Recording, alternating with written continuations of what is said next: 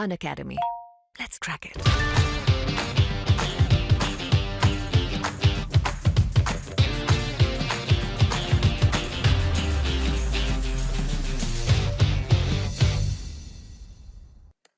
दैनिक जीवन में रसायन के अंतर्गत जो टॉपिक डिस्कस करने वाले हैं वो है पॉलीमर यानी बहुलक। हिंदी में से बोलेंगे बहुलक। बहुलकों का वर्गीकरण हम देखेंगे स्रोत के आधार पे, और दूसरा है इसका वर्गीकरण हम देखेंगे बहुलीकरण के आधार पे। स्रोत के आधार पे प्राकृतिक बहुलक, संश्लिष्ट बहुलक और अर्ध संश्लिष्ट बहुलक, और बहुलीकरण के आधार पे हम देखेंगे योगात्मक बहुलीकरण और पीवीसी, पॉलीथीन, टेफ्लॉन, रबड़, पॉली एक्रिलोनाइट्राइल इसके अंतर्गत हम पढ़ेंगे। और दूसरा है संघनन बहुलीकरण यानी कंडेंसेशन पॉलीमराइजेशन, इसके अंतर्गत नायलॉन नायलॉन के बारे में पढ़ेंगे, पॉलिस्टर के बारे में पढ़ेंगे, और फिनॉल फॉर्मेल्डिहाइड बहुलक जैसे बेकेलाइट और मेलिमीन फॉर्मेल्डिहाइड बहुलक ये पढ़ेंगे। और इसके बाद अगला टॉपिक है सहबहुलकन और ब्यूटाडाइन और स्टाइरिन सहबहुलक, इसके अंतर्गत ये पढ़ेंगे। और व्यापारिक महत्व के कुछ बहुलक पढ़ेंगे जो कि बहुत ही ज़्यादा इंपॉर्टेंट है।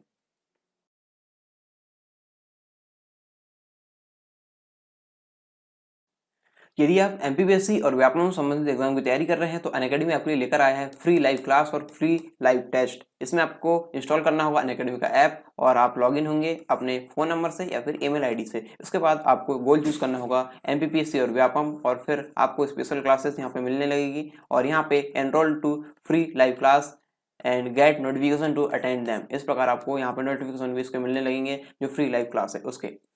आपको इसमें मौका क्या मिलेगा, आपको इसमें अपॉर्चुनिटी मिलेगी इंटरेक्ट और लर्न करने की, किससे? टॉप एजुकेटर से जो कि एमपी के हैं। और फ्री लाइव क्लास के बारे में आपको बताऊं तो ये एक प्रकार से डेमो क्लास है। इसमें आप इंटरेक्ट और लर्न करते हैं लाइव क्लास में, और आप अपने डाउट्स पूछ सकते हैं, अटेम्प्ट कर सकते हैं पोल्स को, और डाउनलोड कर सकते हैं नोट्स को। ठीक है। फ्री लाइव टेस्ट में आपको क्या मिलेगा? फ्री लाइव टेस्ट में ये ऑनलाइन लाइव टेस्ट होगा। इसमें आपका स्कोर हर टेस्ट के बाद बता दिया जाएगा, और इसमें जो पेपर एनालिसिस होगा वो फ्री लाइव क्लास में होगा। ठीक है।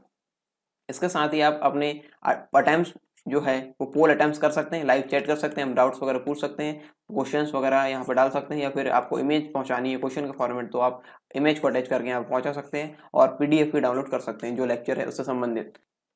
फ्री लाइव टेस्ट में और क्या फीचर आपको मिलेंगे? यहाँ पे मिलेगा आपको सॉल्यूशन को व्यू करने का मौका, और साथ ही साथ आप इसमें एनरोल होंगे तो आपको नोटिफिकेशन मिलते जाएंगे जो भी इसमें नए अपडेट्स आएंगे। साथ ही साथ मैं आपको बता दूं यहाँ पे एमपीपीएससी की T20 सीरीज चलाई जाती है, यानी 20 मिनट में 20 क्वेश्चन यहाँ पे होते हैं। इनको आपको अटेंड करना होता है और इसके आंसर इसके बाद बताए जाते हैं।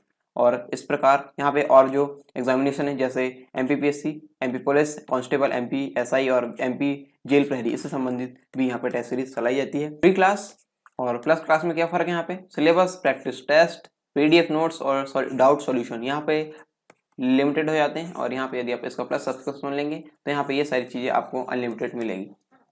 और अभी करंट अफेयर्स मैगजीन यहाँ पे लाई जा रही है अनअकैडमी के द्वारा, इसका नाम है वर्चस्व, और ये आपको मिलेगी प्लस सब्सक्रिप्शन के साथ। इसकी लिंक आपको डिस्क्रिप्शन बॉक्स में दे दी गई है, आप वहाँ से डायरेक्ट डाउनलोड कर सकते हैं। और साथ ही साथ ये मिल रहा है प्रैक्टिस क्वेश्चन सेक्शन, ये अभी जो नया फीचर है इसके अंतर्गत वो मिल रहा है। और ये आपके पसंदीदा बैच आप चुन सकते हैं, जिस भी बैच में आपको एनरोल होना है। ये आपके बहुत सारे बैच यहाँ पे दिए गए हैं जिससे जिससे आपको एनरोल होना आप हो सकते हैं। ठीक है। और यदि आपको इन प्लस सब्सक्रिप्शन में डिस्काउंट चाहिए तो आपको प्रोमो कोड यूज़ करना होगा सरकार10 प्रोमो कोड यूज़ कीजिए और अपना जो डिस्काउंट है वो यहाँ पे लीजिए, और अपना सब्सक्रिप्शन या एनरोलमेंट है वो यहाँ पे सुनिश्चित कीजिए।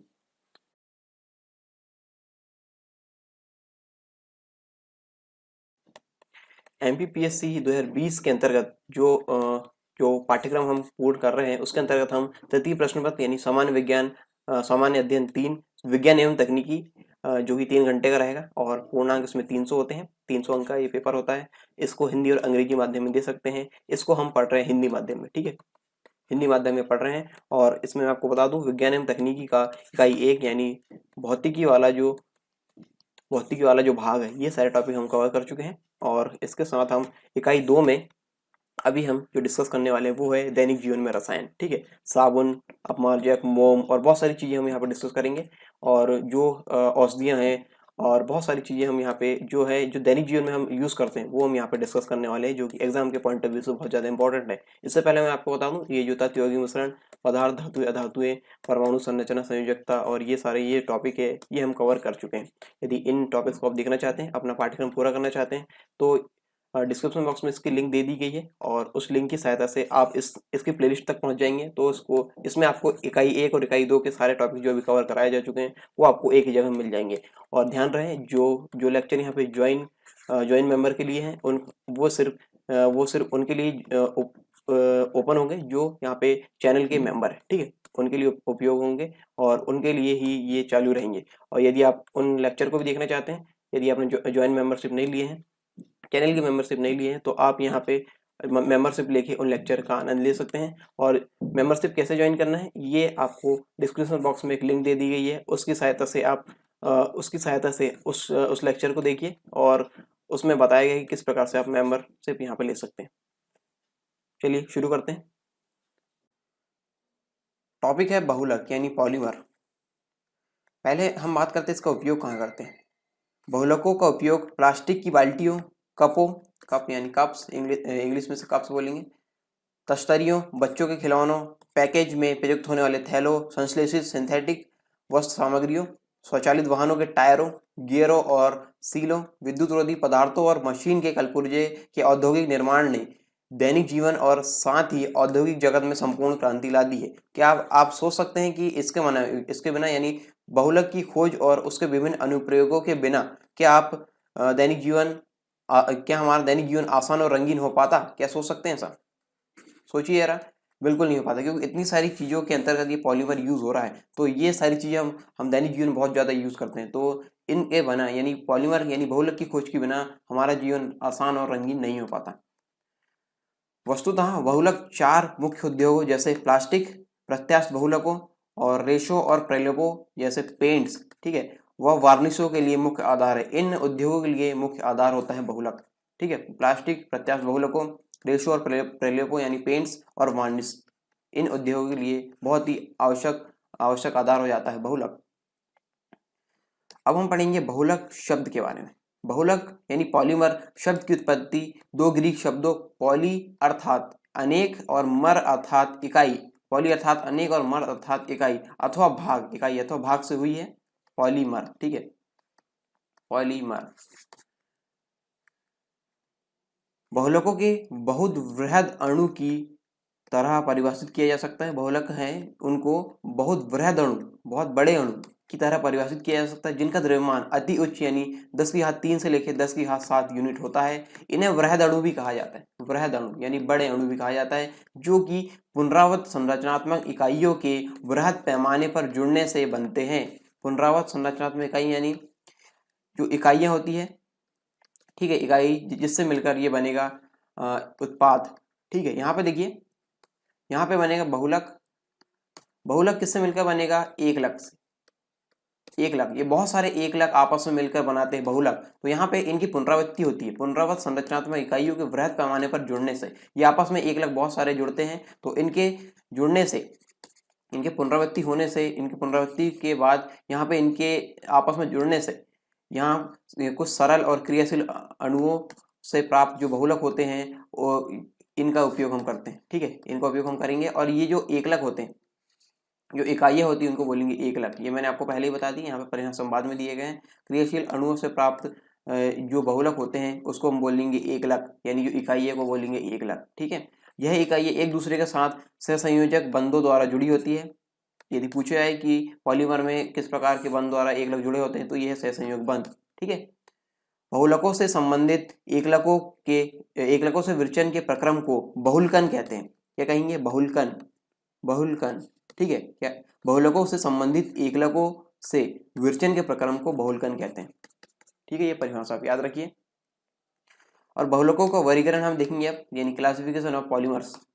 ये दो प्रकार से यहाँ पे इसका वर्गीकरण हम देखेंगे। हालांकि बहुलकों का जो वर्गीकरण है बहुत सारे प्रकार से किया जा सकता है, जैसे उसका टाइप, ठीक है, उसका प्रकार किस प्रकार का है, वो किस उद्देश्य के लिए इसका उपयोग हो रहा है, और बहुत सारे आधार है। इसके आधार पे हम इसका वर्गीकरण कर सकते हैं। लेकिन हम यहाँ 2 आधार पढ़ेंगे जो मुख्यतः हम यूज में लेते हैं, स्रोत आधारित और बहुलीकरण के आधार पर, ठीक है, स्रोत के आधार पर और बहुलीकरण के आधार पर।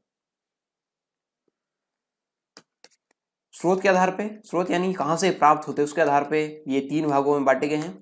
प्राकृतिक यानी प्रकृति से प्राप्त होने वाले, संश्लेषित बहुलक यानी जो मानव निर्मित होते हैं, इनको बनाया जाता है मानव द्वारा, और तीसरा है अर्ध संश्लेषित बहुलक या फिर अर्ध संश्लिष्ट बहुलक भी इसे बोलेंगे, सेमी सिंथेटिक पॉलीमर्स, यानी ये प्राकृतिक बहुलक, प्राकृतिक जो चीजें होती है उसमें कुछ हेर फेर करके बनाए जाते हैं अर्ध संश्लेषित बहुलक। प्राकृतिक बहुलक के स्रोत क्या है?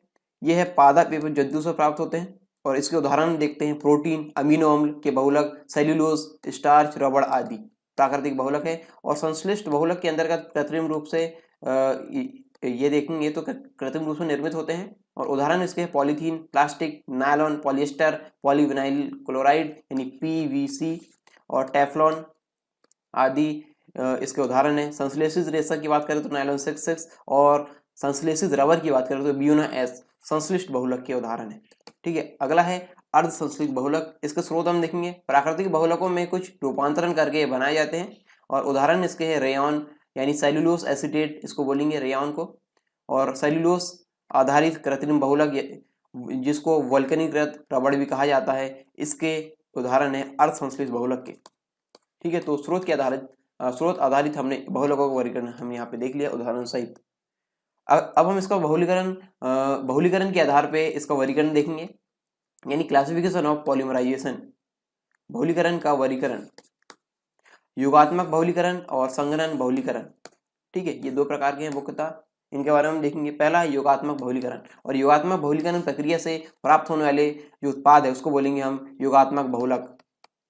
युगात्मक बहुलक, ठीक है, यानी ये अभी हम पढ़ने वाले हैं एडिशन पॉलीमराइजेशन, इंग्लिश में से बोलेंगे।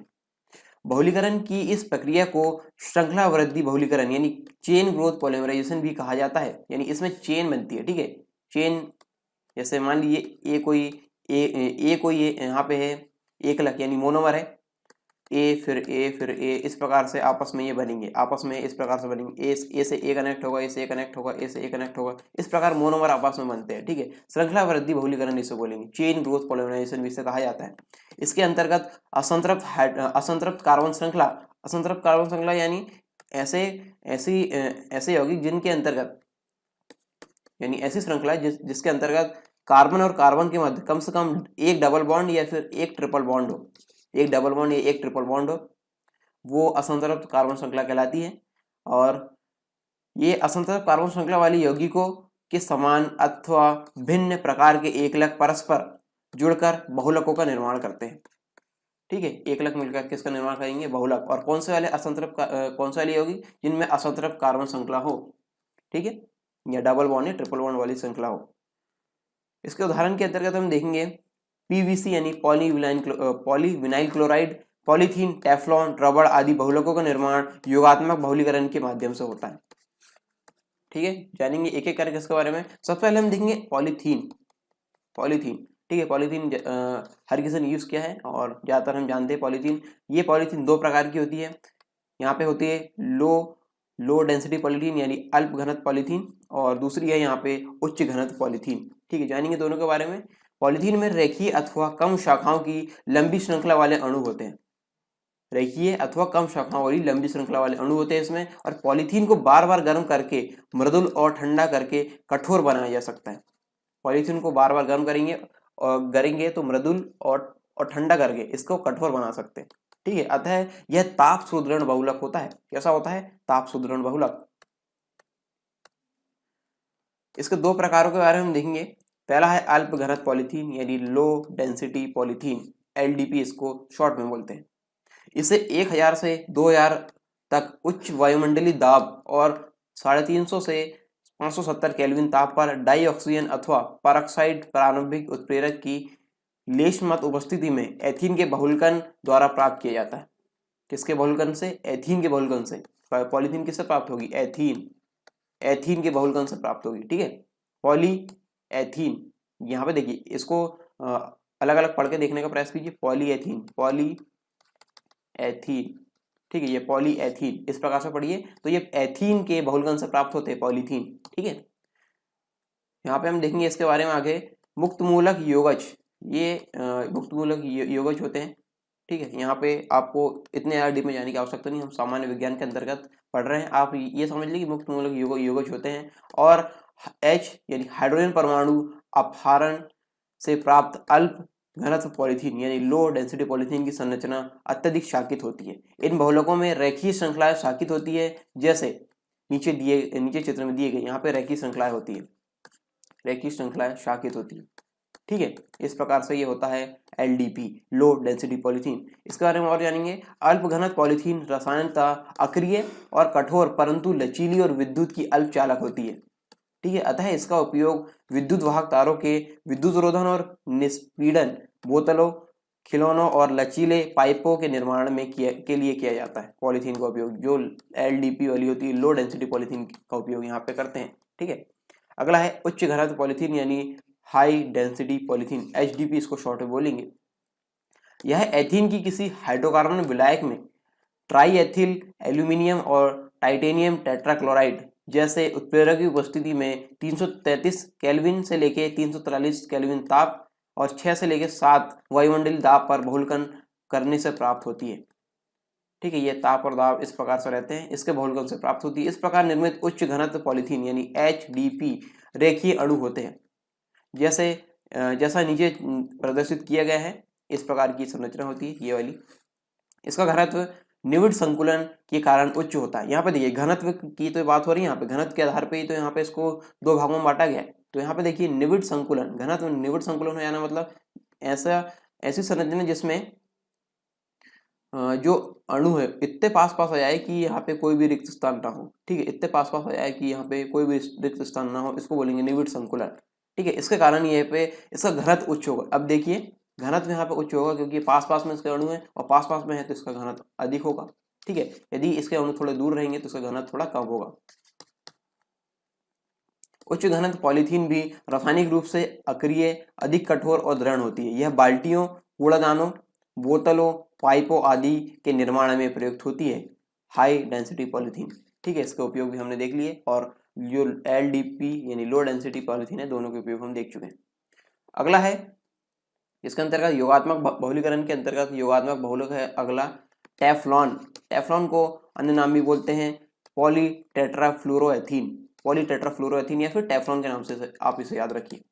टेफ्लॉन आपने इस प्रकार के बर्तन आपने देखे होंगे, ये जो परत चढ़ी हुई होती है टेफ्लॉन परत होती है। ठीक है, टेफ्लॉन टेट्राफ्लोरोएथीन को मुक्त मूलक अथवा पर सल्फेट उत्प्रेरक के साथ उच्च दाब पर गर्म करके उत्पादित की जाती है। ये टेट्राफ्लोरोएथीन है, इसको उत्प्रेरक की उपस्थिति में उच्च दाब में यहाँ पे जब गर्म करेंगे, उच्च दाब में यहाँ पे गर्म करेंगे तो हमें क्या प्राप्त होगा? टेफ्लॉन। टेफ्लॉन, ठीक है, ये टेफ्लॉन का सूत्र है। CF2 बॉन्ड CF2, फिर ये ब्रैकेट है, ब्रैकेट के दोनों तरफ यहाँ पे जुड़ने के लिए यहाँ पे जगह छोड़ी गई है। जो अन्य परमाणु या फिर यौगिक अन्य परमाणु या फिर अन्य चीज यहाँ पे जुड़ेगी, यहाँ पे एन लगाया गया है। ठीक है, तो एन मतलब यहाँ पे ये सारी चीजें रिपीट होगी। CF2 यहाँ पर रिपीट होगी। तो इस प्रकार ये टेफ्लॉन का सूत्र है। यह रासायनिक रूप से अक्रिय और संक्षारक अभिकर्मकों द्वारा आक्रमण के प्रति प्रतिरोधी है, यानी इसमें जंग वगैरह नहीं लगती। संक्षारक यानी संक्षारक अभिकर्मकों के प्रति ये प्रतिरोधी है, मतलब यहाँ पे जंग वगैरह इसमें लगने की कंडीशन नहीं होती है। हमने कभी भी इस प्रकार के बर्तनों में जंग लगने की स्थिति नहीं देखे। ठीक है, और देखने को नहीं मिलती है। इसको तेल सीलो और गैस्केटों को बनाने में ना चिपकने वाली यानी नॉन स्टिक सतह से लेपित बर्तनों के उपयोग में किया जाता है। यानी ये बर्तन जो रहते हैं चिपकते नहीं है, जो टेफ्लॉन से बने होते हैं। ठीक है, टेफ्लॉन का उपयोग यहाँ पे होता है। ये नॉन स्टिक होते हैं, यानी इसमें ऑयल वगैरह यहाँ पे चिपकता नहीं है। अगला है पॉलीएक्रिलोनाइट्राइल। पॉलीएक्रिलोनाइट्राइल ये ऊन के जैसा दिखता है और ऊन का रिप्लेसमेंट है। ठीक है, पॉलीएक्रिलोनाइट्राइल का उपयोग ऊन के प्रतिस्थापी के रूप में औद्योगिक रेशे जैसे ऑर्लॉन और एक्रिलन बनाने में किया जाता है। ठीक है, पॉलीएक्रिलोनाइट्राइल का ये इस प्रकार इसका ऊन के प्रतिस्थापी के रूप में यहाँ पे कर रहे हैं। ठीक है, जानेंगे इसके बारे में। पॉलीएक्रिलोनाइट्राइल के परऑक्साइड उत्प्रेरक की उपस्थिति में योगज बहुलकन से पॉलीएक्रिलोनाइट्राइल बनता है। ठीक है, ये इस प्रकार से एक्रिलोनाइट्राइल का यहाँ पे बहुलकरण होगा परऑक्साइड उत्प्रेरक की उपस्थिति में, तो यहाँ पे बनेगा पॉलीएक्रिलोनाइट्राइल। ठीक है, ये इसका सूत्र है। अगला है PVC, पॉलीविनाइल क्लोराइड। इसका सूत्र ये होता है CH2 डबल बॉन्ड CHCl, ये इसका सूत्र है। और इसके विनाइल क्लोराइड के बहुलीकरण से प्राप्त होता है। ये किसका सूत्र है? विनाइल क्लोराइड का, और इसके बहुलीकरण से प्राप्त होता है विनाइल क्लोराइड यानी पीवीसी। जलापूर्ति के पाइप, बैग, खिलौने, रक्त रखने वाले बैग आदि के निर्माण में इसका उपयोग होता है। और पीवीसी की यहाँ पे बात हुई तो यहाँ पे हम जो फ्रिक्वेंटली यूज देखते हैं पीवीसी के जो पाइप वगैरह रहते हैं, ठीक है, पाइप्स में पीवीसी पाइप में वो हम देखेंगे। पीवीसी, यूपीवीसी और सीपीवीसी जो पाइप हम यूज करते हैं उसके बारे में हम देखेंगे। बहुत बार हमने सुना होता है जब पाइपलाइन वगैरह डालने की बारी आती है या फिर पाइपलाइन संबंधित इस प्रकार की चीज़ें हम यूज़ करते हैं, तो ज़्यादातर हमने वहाँ सुना है इसका जो पीवीसी वगैरह का यूज़ है, पीवीसी, यूपीवीसी, सीपीवीसी उसका, ठीक है। तो इसके बारे में हम जानेंगे। पीवीसी का फुल फॉर्म हम जान चुके हैं, पॉलीविनाइल क्लोराइड है। ये पाइप काफ़ी सामान्य और यूपीवीसी और सीपीवीसी से सस्ता होता है, ठीक है। पीवीसी वाला पाइप सस्ता होता है किससे? यूपीवीसी और सीपीवीसी से, ठीक है। ये ज़्यादातर ग्रे रंग के होते हैं। जो पीवीसी पाइप रहते हैं ज़्यादातर ग्रे रंग के होते हैं। इनका ज़्यादातर इस्तेमाल वेस्ट पानी को बाहर निकालने के लिए किया जाता है, जैसे बारिश का पानी, टॉयलेट और बाथरूम के पानी को, ठीक है। इसका उपयोग यहाँ पे करते हैं और इस प्रकार से होते हैं। अगला है यूपीवीसी पाइप। आप इस प्रकार देख सकते हैं यूपीवीसी पाइप। यूपीवीसी का फुल फॉर्म होता है अनप्लास्टिसाइड पॉलीविनाइल क्लोराइड। इस पाइप का इस्तेमाल आप घर में कर सकते हैं, लेकिन इसे खासकर बड़ी बड़ी फैक्ट्री और प्लांट के लिए डिजाइन किया गया है, जहां पर केमिकल बनते हैं या केमिकल्स को एक जगह से दूसरी जगह पर पाइप के जरिए भेजा जाता है, वहां पे इसका यूज होता है। क्योंकि कई केमिकल्स लोहे के पाइप के साथ रिएक्ट कर जाते हैं। बता दें कि यूपीवीसी पाइप जो होते हैं केमिकल के लिए अच्छा प्रतिरोधी होता है, और इस वजह से इन पाइप का इस्तेमाल फैक्ट्री और प्लांट्स में ही होता है। अगला है सीपीवीसी पाइप। सीपीवीसी का फुल फॉर्म होता है क्लोरीनेटेड पॉलीविनाइल क्लोराइड, ठीक है। ये पाइप यूपीवीसी और पीवीसी की तुलना में सबसे अच्छा और मजबूत माना जाता है, क्योंकि ये इन दोनों ही पाइपों से महंगा भी होता है, और इस पाइप की क्वालिटी काफ़ी अच्छी होती है। साथ ही ये गर्म और ठंडे दोनों पानी को सपोर्ट करता है, यानी ज़्यादा गर्म या ज़्यादा ठंडे पानी को भी आसानी से झेल सकता है। और ये पाइप 90 डिग्री सेल्सियस तक का तापमान झेल सकता है। ये पाइप काफ़ी लंबे समय तक चलते हैं, और इन पाइप का इस्तेमाल ज़्यादातर घरों में किया जाता है, यानी डोमेस्टिक यूज़ में इसका करते हैं। अगला है संघनन बहुलीकरण, ठीक है। ये देखिए हम कहाँ पहुँच चुके हैं अभी। बहुलकों के प्रकार में योगात्मक बहुलक हम पढ़ चुके, अब हम पढ़ेंगे संघनन बहुलीकरण यानी कंडेंसेशन पॉलीमराइजेशन, इंग्लिश में से बोलेंगे। इस प्रकार के बहुलकन में सामान्यतः दो द्विक्रियात्मक एकलकों, दो द्विक्रियात्मक एकलक मतलब द्विक्रियात्मक समूह इसमें होंगे, यानी दो क्रियात्मक समूह यहाँ पे होंगे। यहाँ पे देखिए ये एकलक है, ठीक है, और ये दूसरा एकलक है। यहाँ पे देखिए इसमें दो क्रियात्मक समूह, यहाँ पे COOH और COOH, यहाँ पे दो क्रियात्मक समूह। इसमें भी देखिए OH और OH, यहाँ पे दो क्रियात्मक समूह, ठीक है। तो यहाँ पे ये बताया गया कि सामान्यतः दो क्रियात्मक को एकलकों की पुनरावृत्त संघनन अभिक्रिया होती है। पुनरावृत्त संघनन अभिक्रिया यानी बार बार ये संघनन की अभिक्रिया होगी, ठीक है। इस प्रकार के जो क्रियात्मक एकलक रहेंगे उनकी इस बहुसंघनन अभिक्रियाओं के परिणाम स्वरूप सरल अणुओं जैसे जल, एल्कोहल, हाइड्रोजन क्लोराइड आदि जैसे सरल अणुओं का ह्रास होता है, यानी ये इनकी हानि होती है। उनकी किसकी? जल, एल्कोहल, हाइड्रोजन क्लोराइड आदि। और उच्च आणविक द्रव्यमान वाले संघनन बहुलक बनते हैं। इसमें कौन से बनते हैं? उच्च आणविक द्रव्यमान। इनका आणविक द्रव्यमान उच्च रहेगा इन यौगिकों को जो संघनन बहुलीकरण से प्राप्त होते हैं। इन अभिक्रियाओं में प्रत्येक पद का उत्पाद भी एक द्विक्रियात्मक स्पीशीज होती है, यानी जब यहाँ पे देखिए इस वाले कंडीशन में देखिए यहाँ पे द्विक्रियात्मक समूह है ये दोनों, जब इसका उत्पाद बनेगा यहाँ पे प्रोडक्ट बनेगा, प्रोडक्ट में भी यहाँ पे द्विक्रियात्मक समूह यहाँ पे होंगे। जैसे यहाँ कीटोन है, कीटोन और यहाँ पे ईथर बन रहा है, ठीक है। यहाँ पे एकलक में भी द्विक्रियात्मक समूह थे और उत्पाद में भी द्विक्रियात्मक समूह है, ठीक है। और ये संघनन का अनुक्रम चलता रहता है, ठीक है। क्योंकि प्रत्येक पद में एक भिन्न प्रकारात्मक समूह युक्त स्पीशीज निर्मित होती है। यहाँ पे भिन्न होगी, यहाँ पे देखिए यहाँ पे पहला COOH है और यहाँ पे OH है, ठीक है। तो यहाँ पे भिन्न प्रकार की, यहाँ पे कीटोन हुआ और ईथर वाला समूह यहाँ पे हुआ। तो यहाँ पे इस प्रकार की इस प्रकार क्रियात्मक समूह युक्त स्पीशीज निर्मित होती है और यह एक दूसरे पर निर्भर नहीं करती। अतः इस प्रक्रिया को पदशाह वृद्धि बहुलकन भी कहा जाता है, ठीक है। ये इस प्रकार की जो अभिक्रिया होती है, यहाँ पे देखिए द्विक्रियात्मक समूह दोनों एकलकों में, और यहाँ पे जब ये उत्पाद प्राप्त होगा तो उसमें भी द्विक्रियात्मक समूह होंगे, लेकिन ये भिन्न होंगे। इस प्रकार ये एक दूसरे से अलग होंगे, ठीक है। इसलिए इसे इस प्रक्रिया को बोलेंगे पदसह वृद्धि बहुलकन। ठीक है, एथिलीन ग्लाइकोल और यहाँ पे है टेरेफ्थिलिक अम्ल की अन्योन्य क्रिया से टेरिलीन अथवा डेक्रोन का बनना इस प्रकार के बहुलकन का उदाहरण है। ठीक है, टेरिलीन अथवा डेक्रोन का बनना, नायलॉन, डेक्रोन, टेक्रोन अथवा टेरिलीन, एथिलीन ग्लाइकोल, बेकेलाइट आदि का निर्माण संघनन बहुलकीकरण के माध्यम से होता है। कुछ महत्वपूर्ण संघनन बहुलक के बारे में हम बात करते हैं यहाँ पे। तो ये पहला है पॉलीएमाइड। पॉलीएमाइड के अंतर्गत हम पढ़ेंगे नाइलॉन, नाइलॉन के अंतर्गत नाइलॉन 6 और नाइलॉन 6। ठीक है, पॉलीएमाइड एमाइड बंध युक्त। ठीक है, एमाइड बंध मतलब जिसमें कार्बनिक समूह हो, ये वाला। ठीक है, एमाइड वाला, एमाइड कार्बनिक समूह, एमाइड कार्बनिक समूह क्या आएगा, RCONNH2 या फिर CONHR या फिर CONHR2, इस प्रकार के क्रियात्मक समूह उसमें उपस्थित होने चाहिए उस यौगिक में। यानी एमाइड बंध युक्त बहुलक संश्लिष्ट रेशे के महत्वपूर्ण उदाहरण है। इन्हें नाइलॉन कहा जाता है। क्या कहा जाता है, नाइलॉन।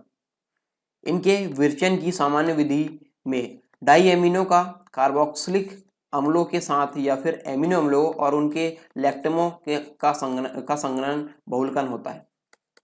ठीक है, नायलॉन के बारे में पढ़ेंगे। नायलॉन 6 पहला इसका प्रकार है और दूसरा है नायलॉन 6। ठीक है, तो नायलॉन 6 इसका विरचन हेक्सामेथिलीन डाईएमीन एवं एडिपिक अम्ल, यहाँ पे देखिए हेक्सामेथिलीन डाईएमीन का ये सूत्र है और ये एडिपिक अम्ल ये यहाँ पे ये दिए गए हैं।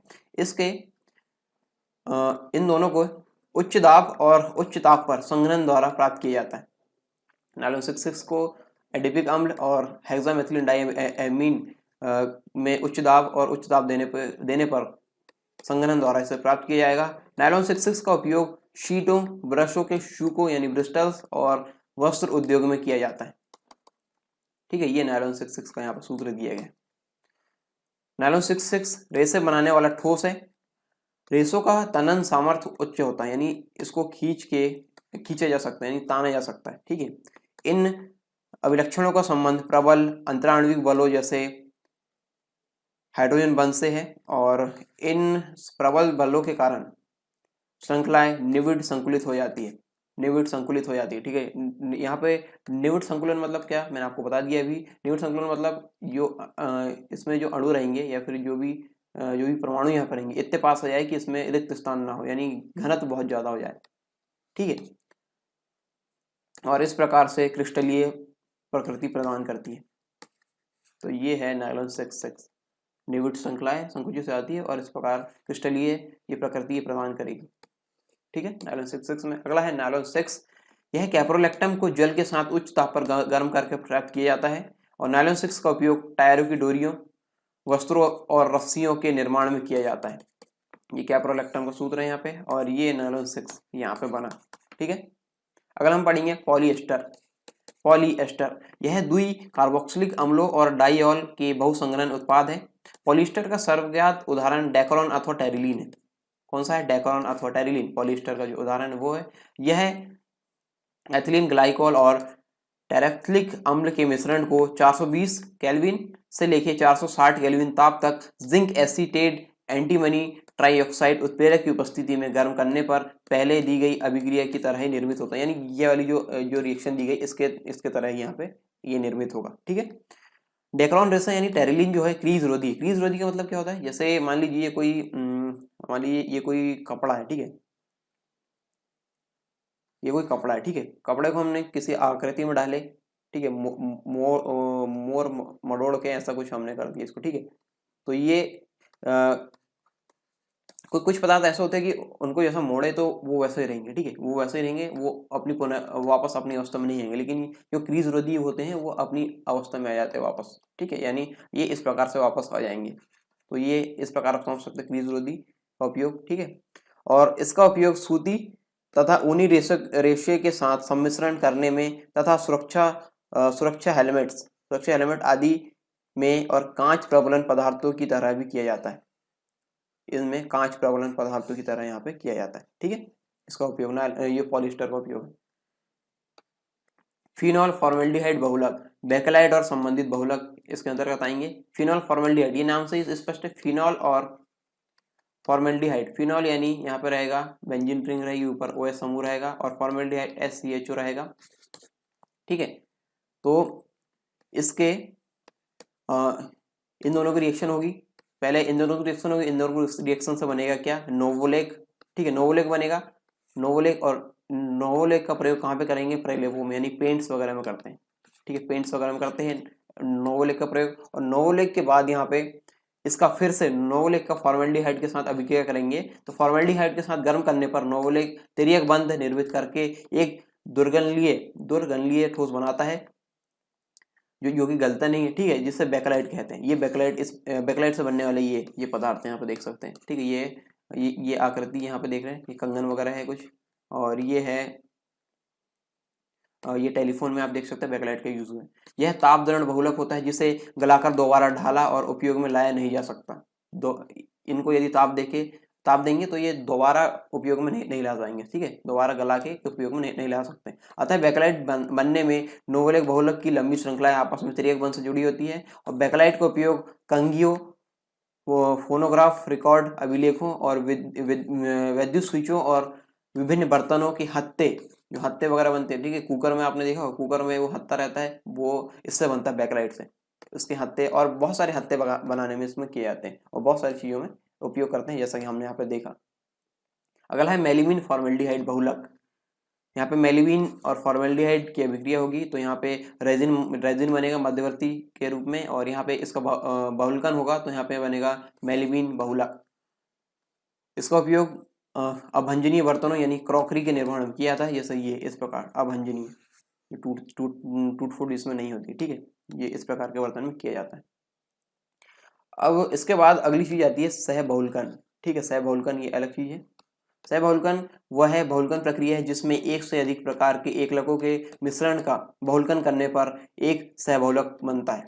एक से अधिक प्रकार के एकलकों का मिश्रण, ठीक है, एक से अधिक प्रकार के एकलक का मिश्रण होगा, तब यहाँ पे बनेगा, ये मिश्रण करके बहुलकन होगा इनका, तब ये बनेगा सहबहुलक बनेगा। ठीक है, सहबहुलक केवल श्रृंखला वृद्धि बहुलकन से ही नहीं अपितु पदशा वृद्धि बहुलकन द्वारा भी बनाए जा सकते हैं। किससे, पदशाह वृद्धि बहुलकन, हमने पदशाह वृद्धि बहुलकन अभी देखा, और श्रृंखला बहुलकन भी हमने देख लिया। ठीक है, तो इन दोनों द्वारा भी ये बनाए जा सकते हैं। इसकी बहुलकी श्रृंखला में प्रयुक्त किए गए प्रत्येक एकलक की कई इकाइयां होती हैं, और उदाहरण स्वरूप ब्यूटा 1 और 3 डाइन और स्टाइरिन का मिश्रण एक सहबहुलक बना सकता है। ब्यूटा 1, 3 डाइन और स्टाइरिन, इसको मिलाएंगे तो ये बनेगा सहबहुलक का उदाहरण। सहबहुलक ब्यूटाडाइन स्टाइरिन सहबहुलक, इसको ये बोलेंगे। ठीक है, ये सहबहुलकन है। और सहबहुलकों के गुणधर्म समबहुलकों से काफी भिन्न होते हैं। सम वाले बहुलक होते हैं इसमें एक ही प्रकार के एकलक होंगे, समबहुलक वाले कहलाएंगे। ठीक है, वाले बहुलक कहलाएंगे। उदाहरण के लिए ब्यूटाडाइन स्टाइरिन सहबहुलक अत्यधिक कठोर होता है। ये वाला जो बना ब्यूटाडाइन स्टाइरिन बहुलक, ये बहुत ही कठोर होता है, और यह प्राकृतिक रबर का एक उत्तम विकल्प है। प्राकृतिक रबर का एक उत्तम विकल्प है। ठीक है, रबर के बारे में आगे पढ़ेंगे। इसका उपयोग स्वचालित वाहनों के टायर, फर्श के टाइलों, जूतों के घटकों, केबल के रोधन पदार्थ आदि के उत्पादन के लिए किया जाता है। ठीक है, जो सहबहुलक पदार्थ होते हैं उनका। अब हम यहाँ पढ़ लेते हैं व्यापारिक महत्व कुछ बहुलक। पॉलीप्रोपीन, इसका एकलक होता है प्रोपीन। ठीक है, और इसका उपयोग हम देखते हैं रस्सियों, खिलौनों, पाइप, रेसे आदि के निर्माण में। पॉलीस्टाइरिन का एकलक होता है स्टाइरिन, विद्युत रोधी के रूप में वस्तु को लपेटने के लिए खिलौने और रेडियो और टेलीविजन के कैबिनेट बनाने में। ठीक है, निर्माण या बनाने दोनों की चीज है।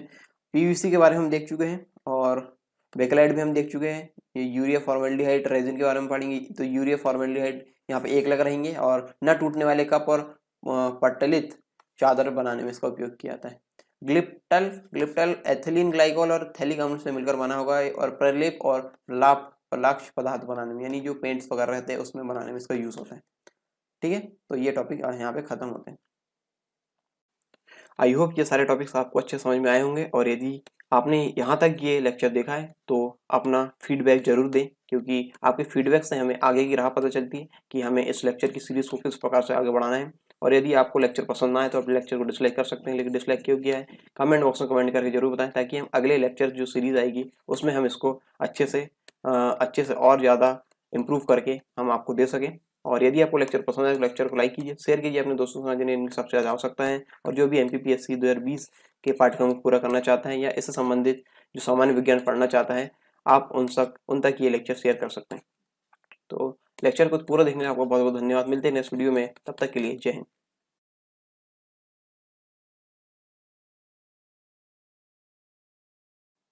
यदि आप MPPSC और व्याकरण से संबंधित एग्जाम की तैयारी कर रहे हैं तो अनअकैडमी आपके लिए लेकर आया है फ्री लाइव क्लास और फ्री लाइव टेस्ट। इसमें आपको इंस्टॉल करना होगा अनअकैडमी का ऐप और आप लॉगिन होंगे अपने फ़ोन नंबर से या फिर ईमेल आईडी से। इसके बाद आपको गोल चूज़ करना होगा MPPSC और व्यापम, और फिर आपको स्पेशल क्लासेस यहाँ पे मिलने लगेगी, और यहाँ पे enroll to free live class and get notification to attend them. इस प्रकार आपको यहाँ पे नोटिफिकेशन भी इसके मिलने लगेंगे जो फ्री लाइव क्लास है उसके।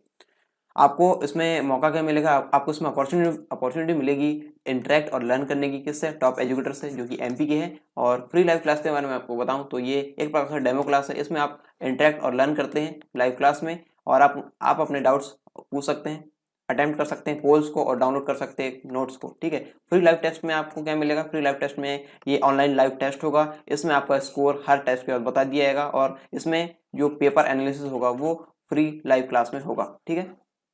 इसके साथ ही आप अपने अटेम्प्ट्स जो है वो पोल अटेम्प्ट्स कर सकते हैं, लाइव चैट कर सकते हैं, हम डाउट्स वगैरह पूछ सकते हैं, क्वेश्चंस वगैरह यहाँ पर डाल सकते हैं, या फिर आपको इमेज पहुंचानी है क्वेश्चन के फॉर्मेट तो आप इमेज को अटैच करके यहाँ पहुंचा सकते हैं, और PDF भी डाउनलोड कर सकते हैं जो लेक्चर है उससे संबंधित।